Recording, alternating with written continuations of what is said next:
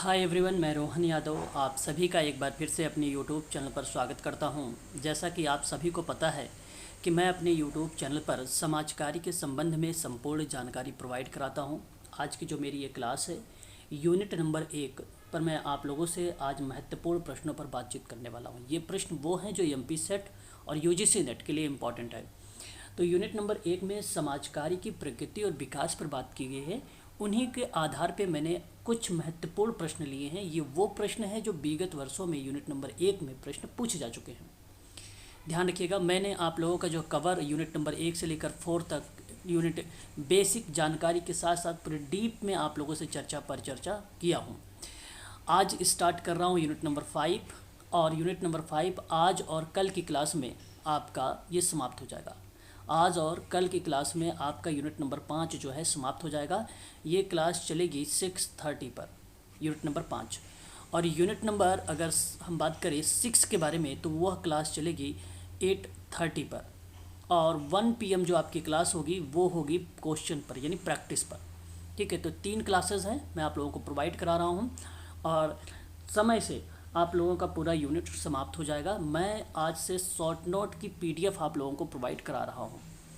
Short note की PDF का मतलब ये है कि जो इम्पोर्टेंट बिंदु हैं, जो विगत वर्षों में पूछे जा चुके हैं, जो आगामी परीक्षाओं में पूछे जाएंगे, उनके नोट्स मैं आप लोगों को जो है आज से प्रोवाइड कर रहा हूँ। ठीक है, तो ध्यान दीजिएगा, यूजीसी नेट के स्टूडेंट और एमपी सेट के स्टूडेंट, काफ़ी इम्पॉर्टेंट जो है ये टॉपिक है, ध्यान दीजिएगा। बात करने वाले हैं प्रश्नों पर। देख लीजिए, ये प्रश्न पूछा जा चुका है जो यूनिट नंबर 1 को रिप्रेजेंट करता है।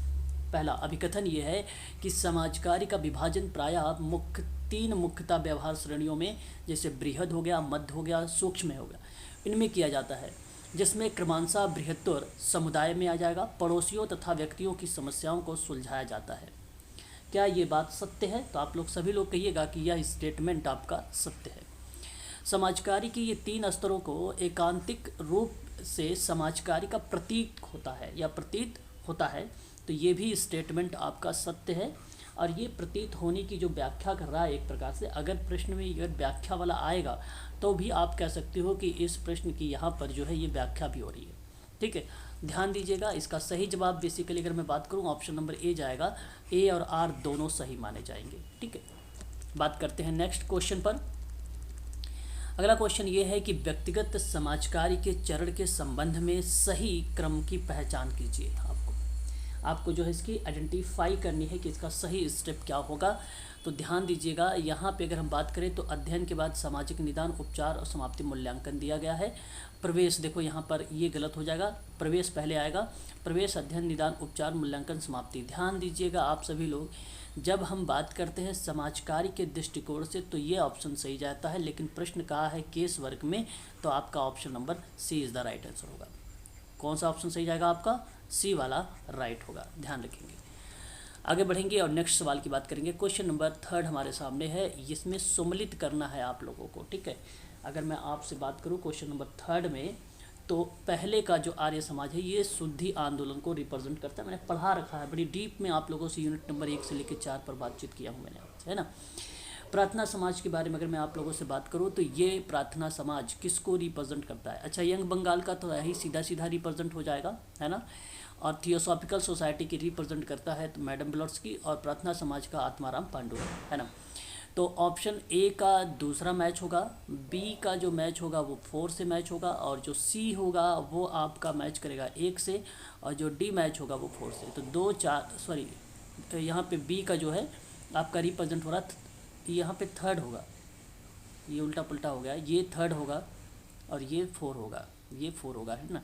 तो यहाँ पे अगर हम बात करें ये 3rd हो जाएगा। ठीक है, तो 2 3 1 4 वाला जो होगा वो मैच सही तरीके से करेगा। ठीक है, यहाँ पर मैंने कूट भी नहीं दिया है, बस आप ये ध्यान रखें, इस तरीके के प्रश्न एग्जाम में पूछे जाते हैं, कूट बनाए जाते हैं, बट इसका जो सही जवाब होगा कुछ इसी तरीके का ऑप्शन आपके सामने देखने को मिलेंगे। बात करेंगे नेक्स्ट क्वेश्चन के बारे में। ब्रह्म समाज और आर्य समाज के बीच में धर्म से संबंधित निम्नलिखित में से कौन सी जो विशिष्टता है वो पाई जाती है? तो दोनों का एक कॉमन विशिष्टता क्या हो सकती है जो रिप्रेजेंट कर रही होती है? ठीक है, ध्यान दीजिएगा आप सभी लोग। सभी यहाँ पे अगर हम बात करें, मूर्ति पूजा का विरोध करना, कर्मकांडवाद का विरोध करना, सामाजिक बुराइयों का पृथक्करण करना, धर्मों को बराबर का दर्जा प्रदान करना, यहाँ आपका करेक्ट रहेगा ऑप्शन नंबर डी वाला जो होगा ये करेक्ट माना जाएगा। ये बेसिकली ब्रह्म समाज और आर्य समाज के बीच जो है धर्म से संबंधित रिप्रेजेंट करती है उसकी विशेषता को, सभी धर्मों को बराबर का दर्जा देना।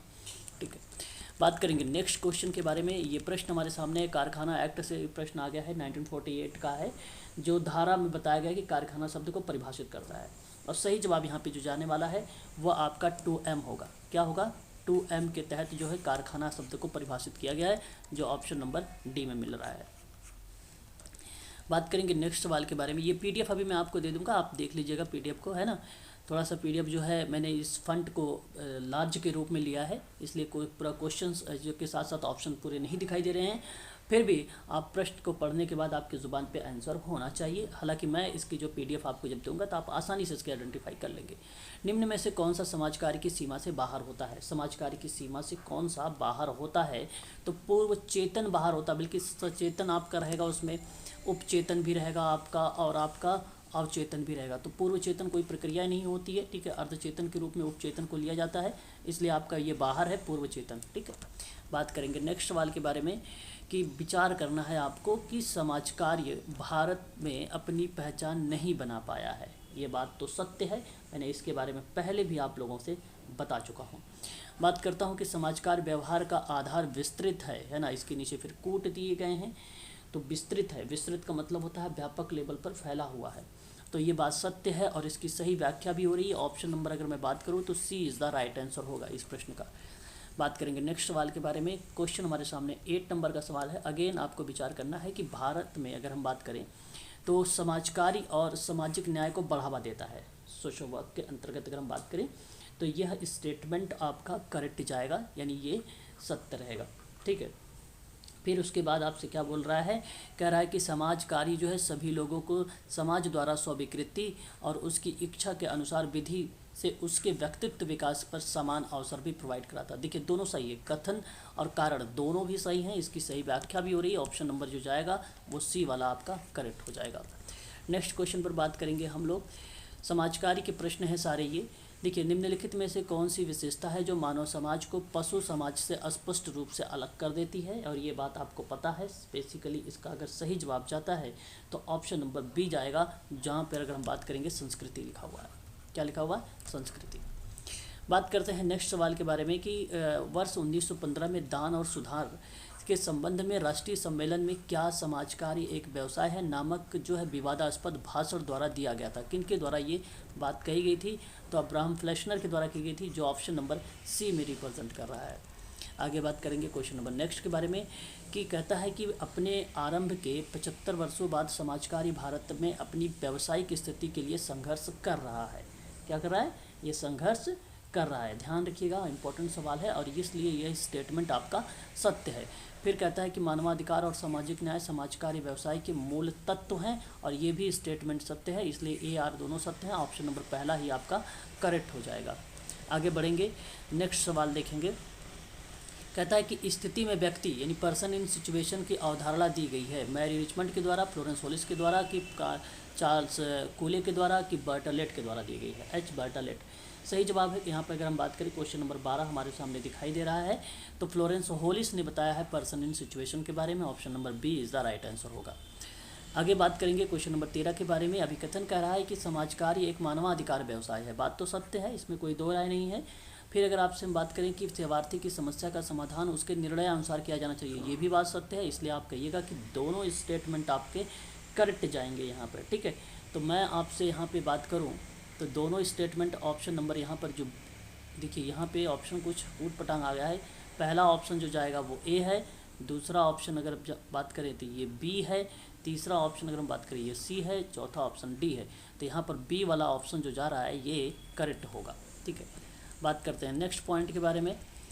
निम्नलिखित में से समस्या जो है समाज कार्य के ऐतिहासिक विकास के अनुरूप व्यवस्थित करिए। देखिए समाज कार्य को जो है ऐतिहासिक विकास के अनुरूप कल्याण हो गया, विकास हो गया, फिर दान हो गया, फिर सशक्तिकरण हो जाएगा, है ना। तो इसका आपको क्रम लगाना है, बहुत इंपॉर्टेंट है। सबसे पहले आपका दान आएगा 3rd पॉइंट का, उसके बाद आपका कल्याण आएगा 1 पॉइंट पर, उसके बाद अगर हम बात करें तो विकास आएगा जो कि 2nd पॉइंट पर, और लास्ट में आपका 4th आता है यानी सशक्तिकरण के 3 1 2 4 जो ऑप्शन में होगा 3 1 2 4 देखिए ऑप्शन नंबर सी में है, ये ऑप्शन आपका करेक्ट चला जाएगा। ध्यान रखेंगे, पहले दान होगा, फिर उसके बाद अगर हम बात करें तो कल्याण होगा, फिर उसके बाद अगर हम बात करें तो विकास होगा, और उसके लास्ट में अगर हम बात करें तो सशक्तिकरण होगा। ये बात ध्यान रखिएगा, काफ़ी इंपॉर्टेंट क्वेश्चन, कई बार रिपीट हो चुका है ये। आगे बात करेंगे, समाज कार्य की व्यवहार के जीवन जो है प्रतिकृति यानी परिस्थितिकी का एक सर्वोत्तम संबंध होता है, ये किसको रिप्रेजेंट करेगा? सही जवाब आपको बताना है। क्वेश्चन नंबर हमारे सामने दिया गया है, इसका सही जवाब अगर हम बात करें तो कैरोल बी जर्मेन का नाम आता है परिस्थितिकी में, और जर्मेन जिस ऑप्शन में होंगे वही करेक्ट हो जाएंगे, जैसे आप ऑप्शन नंबर सी में दिए गए हैं जर्मेन महोदय, यही ऑप्शन आपका करेक्ट माना जाएगा। बात करेंगे नेक्स्ट सवाल के बारे में कि दुर्खिम ने मानव एजेंसी को निम्नलिखित द्वारा बाधित किया है, तो किसके माध्यम से किया है? क्वेश्चन नंबर 16 के अगर हम बारे में बात करते हैं तो बेसिकली सामाजिक स्ट्रक्चर, सोशल स्ट्रक्चर की बात आता है दुर्खिम में। Option number B is the right answer होगा आपका करेक्ट जवाब। ठीक है, आगे बात करेंगे नेक्स्ट सवाल के बारे में कि थियोसॉफिकल सोसाइटी सबसे पहले किसके द्वारा जो है प्रारंभ किया गया था? बहुत ही आसान सा सवाल, मैडम ब्लॉट्स्की का नाम आ जाएगा, option number A is the right answer होगा। बात करेंगे नेक्स्ट सवाल के बारे में। अगला सवाल है कि समाजकारी एक व्यवसाय है, समाजकारी व्यवसाय में आचार संहिता महत्वपूर्ण और आवश्यक होता है। बात तो यहाँ पर भी करेक्ट हो गई, यहाँ पे गलत नहीं स्टेटमेंट है, मैं इसलिए कहूँगा ये स्टेटमेंट सत्य है। आचार संहिता में स्व परिस्थिति की उपलब्धता और आवश्यकताओं की पहचान को जो है समाहित किया गया है, यह बात भी आपकी करेक्ट रहेगी। तो 18 का जो सही जवाब जाएगा, आप देखिए दोनों ऑप्शन आपके करेक्ट हैं, इसलिए मैं आपसे कहूँगा कि पहला वाला ही ऑप्शन आपका सही जाएगा, यहाँ पर आप ध्यान रखेंगे। क्वेश्चन नंबर 19 की बात करेंगे हम लोग, और प्रश्न ये है कि समाज कार्य संगठित गतिविधि है जो आर्थिक परिस्थिरता से संबंधित रखती है ना। तो मैं आपसे कहूँगा कि यह स्टेटमेंट आपका करेक्ट है, सत्य है। और फिर कहता है कि उपसामक, ध्यान रखिएगा, गतिविधि पहले से ही विद्यमान आर्थिक तनाव को कम करने के लिए निर्देशित की जाती है, ये भी करेक्ट है, परंतु यहाँ पर व्याख्या नहीं होगी। कारण क्या है कि समाज कार्य संगठित गतिविधि की है जहाँ पर आर्थिक पराश्रितता की बात हुई है, लेकिन दूसरे में आर्थिक तनाव को कम करने की बात थोड़ी ना है ये आर्थिक पराश्रितता। ठीक है, तो सही जवाब यहाँ पर जो होगा व्याख्या नहीं होगा। ऑप्शन नंबर अगर हम बात करें किस ऑप्शन में दिया है, जो कि आपका सी ऑप्शन यहाँ पर दे रखा है, ये वाला ऑप्शन आपका करेक्ट चला जाएगा। ठीक है, सी वाला ऑप्शन। तो ये प्रश्न थे जो यूजीसी नेट के संबंध में थे, एमपी सेट के संबंध में थे। आगामी परीक्षाओं में भी हम लोगों से ये प्रश्न जो है पूछे जाते हैं। ध्यान रखिएगा, अगर आप एमपी सेट या यूजीसी नेट की अगर ऑनलाइन क्लास लेना चाहते हैं तो आप हमसे इस नंबर पर संपर्क कर सकते हैं।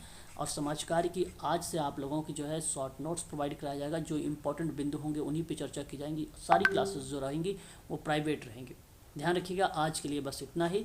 शाम को अभी दोपहर को 1 बजे आपकी क्लास चलने वाली है, ठीक है, ध्यान दीजिएगा। फिर उसके बाद जो आपकी क्लास चलेगी वो क्लास आपकी 6:30 क्लास रहेगी, फिर आपकी 8:30 क्लास रहेगी, 3 क्लासेस रहेंगी। जल्द ही आप लोगों का यूनिट नंबर 7 जो है निधि मैडम के द्वारा ये यूनिट जो है स्टार्ट कर दिया जाएगा। ठीक है।